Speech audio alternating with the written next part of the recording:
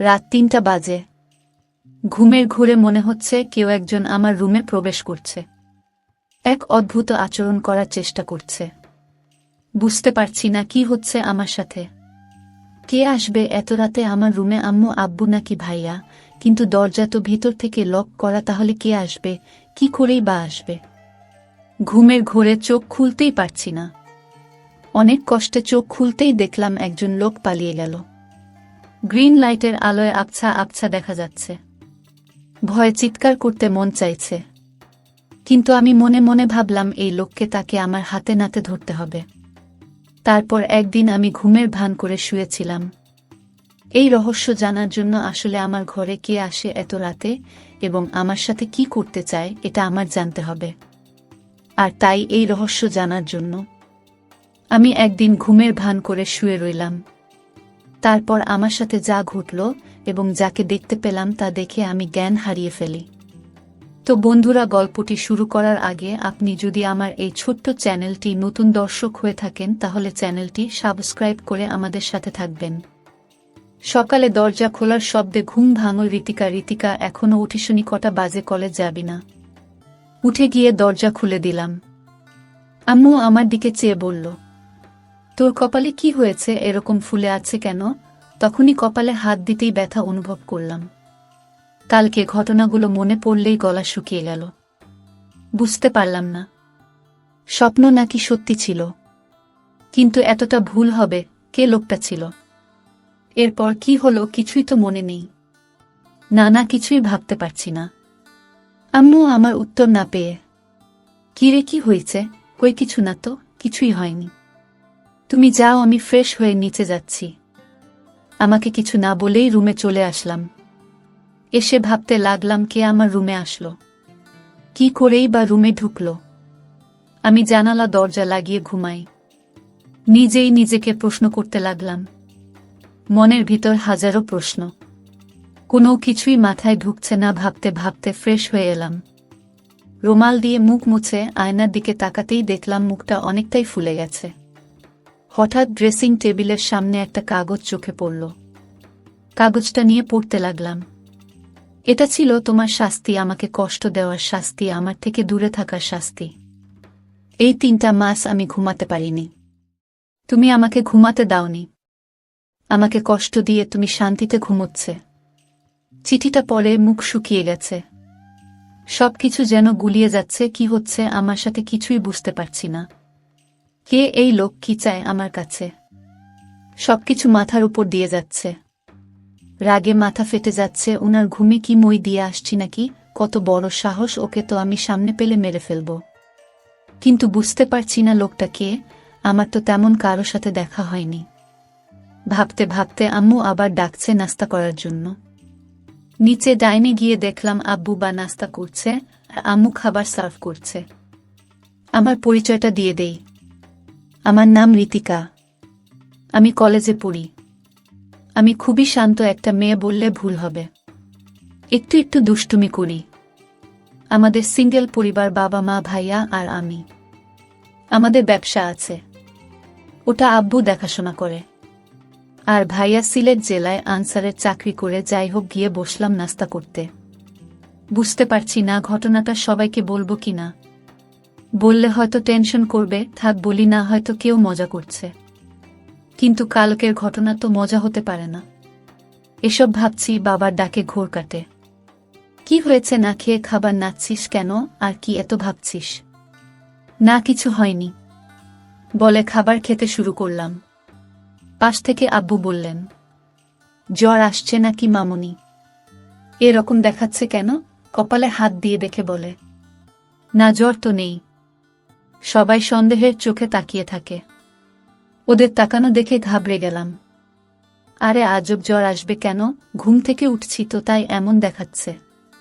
কথাগুলো বলে দ্রুত খেয়ে চলে আসলাম। রেডি হয়ে কলেজে চলে আসলাম। বাবা ড্রপ করে দিল। কলেজে গিয়ে আমার আয়সা আরিফা এর সাথে দেখা হলো। কালকের ঘটে যাওয়া ঘটনা সবকিছু খুলে বললাম।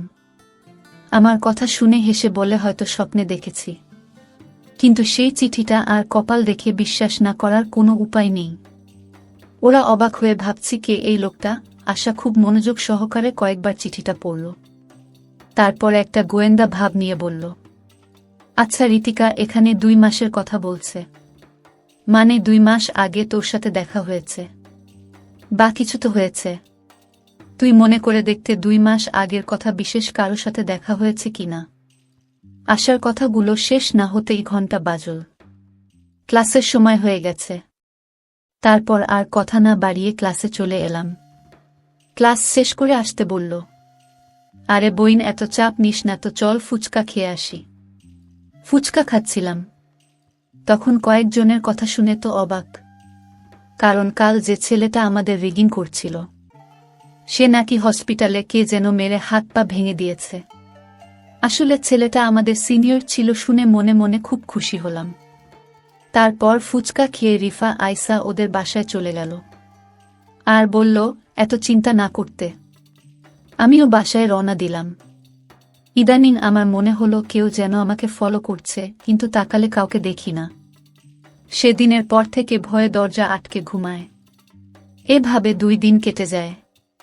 কলেজের ক্যাম্পাসে আসা আরিফা এর সাথে বসে গল্প করছিলাম। তখন আমাদের সিনিয়র জিহাদ ভাইয়া এসে আমার পাশে বসে বললেন, এই গার্লস কেমন আছো? আমরা হেসে প্রতি উত্তরে বললাম, ভালো ভাইয়া। তারপর টুকটাক অনেক কথাই হলো। আমরা অনেক সময় বসে গল্প করলাম।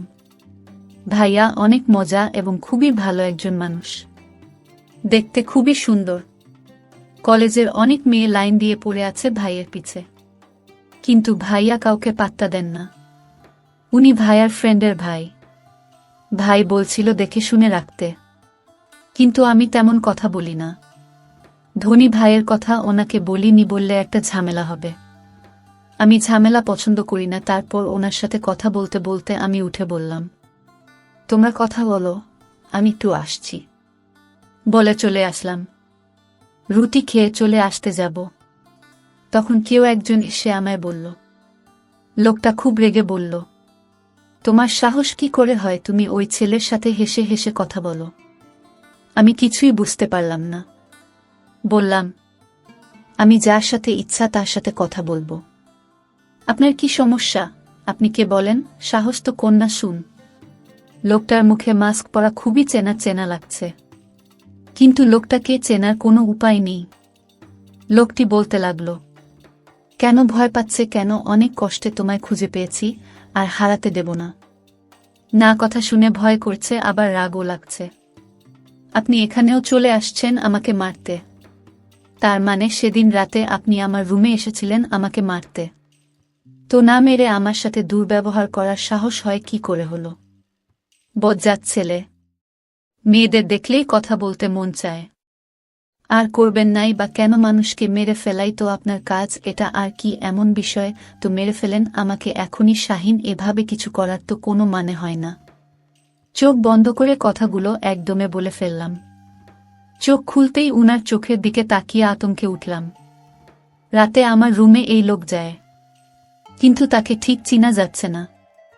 কিন্তু এই লোকটিকে চেনার জন্য আমি প্রতিদিন রাতে ঘুমে ভান করে শুয়ে থাকি, কিন্তু ইদানিং আসে না।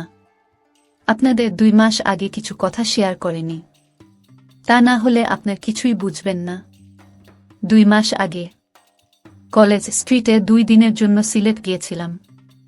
ওখানে গিয়ে প্রথম দিন ভালোই কাটে, কিন্তু বিপত্তি ঘটল দ্বিতীয় দিন। সবাই পাহাড় ঘুরে ঘুরে দেখছে, আমি সারিফা আমার গল্প করছি আর ঘুরছি। তখন আয়শা আর রিফাত ছবি তুলতে ব্যস্ত। পাহাড়ে ঘুরতে ঘুরতে এক পর্যায়ে ওদের থেকে অনেক দূরে চলে আসে। একটা জায়গায় আসতে যা দেখলাম তাতে আমি অবাক হয়ে হাঁ করে তাকিয়ে থাকলাম। একটা ছেলে হাতে বন্দুক তাক করে আছে, সামনে একটা হাত বাঁধা লোকের দিকে। ছেলেটার সাথে আরও অনেক ছেলের, সব দেখে ঘাবড়ে যায়। ছেলেটা একটা লোককে মারল চোখের সামনে। এমন ভয়ঙ্কর দৃশ্য দেখে জোরে চিৎকার দিয়ে উঠি। তাতে লোকগুলো আমায় দেখতে পেয়ে যায়। কিছু না ভেবেই ভয়ে দৌড় শুরু করি। ওই ছেলেটি বাকি ছেলেগুলোকে বলা কথা কানে বাজল, লাশ পুঁতে ফেল মেয়েটাকে আমি দেখছি। বন্দুকটা কোমরে গুজে আমার পিছনে ছুটতে লাগল আর বলল, এই মেয়ে দাঁড়াও বলছি, দাঁড়াও। কিন্তু এই লোকটাই আমার ঘরে রাতে ঢুকতো, আপনাদের বলে রাখি। কিন্তু এই লোকটাকে এটা আমি এখনো জানতে পারিনি। কিছুটা আন্দাজ করতে পারলাম তার ছায়া দেখে। আমার মনে হলো এই লোকটাই আমার রুমে আসতো, কারণ তার ছায়া আমার দৃষ্টিতে বেঁধে গেছে। আমি আয়েশাকে বললাম, এই যে লোকটি দেখতে পাচ্ছিস এই লোকটার মতোই আমি যাকে আমার রুমে দেখতে পেয়েছিলাম, তুই এটা বুঝলে কি করে? ওর ছায়াটা আমি দেখতে পাই হালকা আলোতে। এই লোকটাই হবে বলে রাখা ভালো। আমার বড় ভাই ব্যাটালিয়নের চাকরি করে সিলেট জেলায়। আমার আর যে লোকটা অন্য একটা লোককে মেরেছিল সে আর কেউ না, সে হচ্ছে আমার বড় ভাই। কিন্তু সে আমাকে দেখতে পায় না ভালো করে, আমাকে চিনতেও পারল না। আমি ঠিকই তখন চিনে ফেলি। আমি মনে মনে ভাবলাম, আমার বড় ভাইয়া কেমন পাষাণ হয়ে গেছে যে কিনা মানুষ হত্যা করে। আমি একথা ভাবতেই আমার খুব খারাপ লাগলো এবং ভাইয়ের প্রতি ঘৃণার জন্ম নিল। এসব চাকরি যারা করে তারা নাকি পাষাণ হয়ে যায়। আমার ভাবতে অবাক লাগছে। যাই হোক, আমরা একদিন দূরে ঘোরাফেরা করে বাড়িতে চলে আসলাম। আমি কিছুতেই ভাইয়ের মানুষ মারার দৃশ্যটা ভুলতে পারছি না। এসব ভাবতে ভাবতে ঘুমিয়ে পড়লাম। হঠাৎ আমার রুমে পায়ের আওয়াজ শুনতে পেলাম। আমার কপালে কি যেন হাত রাখল।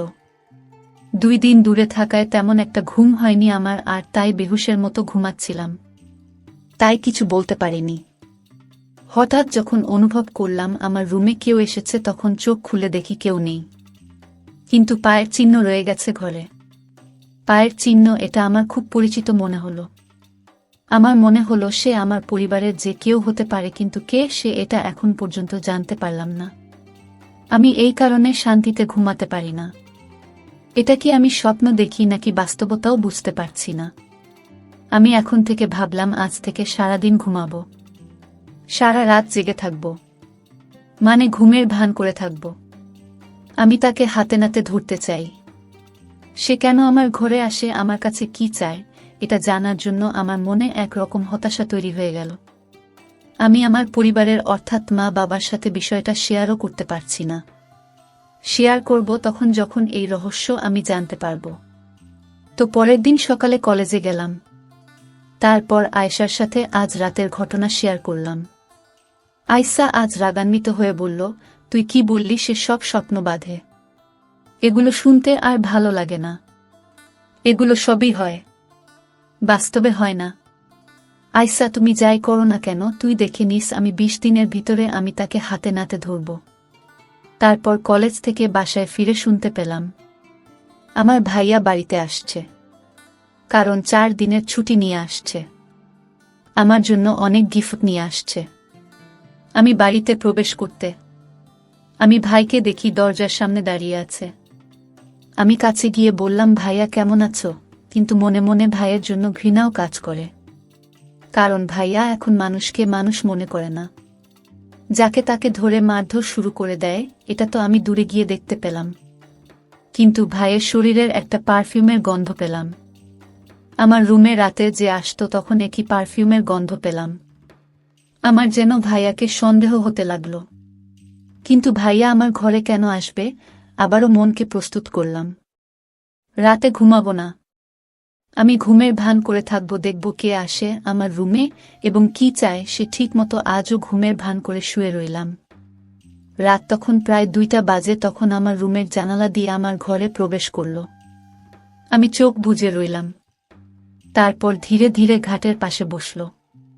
আমার গলায় 2 লাখ টাকার স্বর্ণ দিয়ে তৈরি আমার গলার হার। যখন লোকটি আমার স্বর্ণের গলার হার ধরে চুরি করে নিতে চাইল তখন আমি ভয়ে কাঁপছিলাম, কিন্তু সাহস করে নড়াচড়া করেনি। তখন লোকটি হাতটা টান দিয়েছে পকেটে নীল, আর তখনই আমি তার সাথে ধরে চলতে লাগলাম চোর চোর। কিন্তু সে আমার মুখ চেপে ধরল। তারপর লোকটার মুখের দিকে তাকিয়ে দেখি সে আর কেউ না, সে আমার বড় ভাই তুহিন। ভাইয়া, তুই আমার রুমে আমার স্বর্ণ চুরি করতে আসছে ভাইয়া। তোকে ভাইয়া বলতেও আমার ঘৃণা হচ্ছে। তখন ভাইয়া বলল, আরে আমায় কিছু বলতে দেবে না, আমি ইচ্ছা করে চুরি করতে আসিনি। তুই তো জানিস না আমি চাকরি করে মাত্র 15,000 টাকা পাই, আর সেই টাকা তো আমার বাড়িতে পাঠাতে হয়, বাবাকে হিসাব দিতে হয়। আমি একটা বড় বিপদে পড়ে আমি তো স্বর্ণের হার চুরি করতে বাধ্য হলাম। শোনো বোন, আমি একটি লোককে মেরে ফেলি। আর তাই আমার চাকরি নিয়ে টানাটানি শুরু হয়েছে। উপরের সব বলেছে, যদি তুমি 1 মাসের মধ্যে 2 লাখ টাকা না দিতে পারো তাহলে তোমার চাকরি থাকবে না। কিন্তু এই কথা যদি বাবা শুনে তাহলে বাবা স্ট্রোক করে মারা যাবে। আর তাই আমি কাউকে জানাইনি। আর তোকে বলে তুই বলে দিতে। আর তাই টাকা ম্যানেজ না করতে পারায় আমি আমার নিজের ঘরে চুরি করতে আসলাম বোন। এখন তুই চাইলে আমাকে পুলিশে ধরিয়ে দেয়। ভাইয়ের কথা শুনে আমি অবাক। তুমি আমার কাছে যদি চাইতে তাহলেই তো আমি তোমাকে আমার স্বর্ণ বিক্রি করে টাকা দিতাম, চুরি করার কি দরকার ছিল? আরে পাগলি, আমি যদি তোকে বলতাম মানলাম, তুই আমাকে বিক্রি করে টাকা দিতে আমি মানলাম। কিন্তু বাবা মা যখন লক্ষ্য করত তোর গলায় হার নেই, তখন কি বলতি? কিন্তু আমি যদি নিতে পারতাম তাহলে তুই এবং আমার মা বাবা ভাবতো এটা চুরি হয়ে গেছে।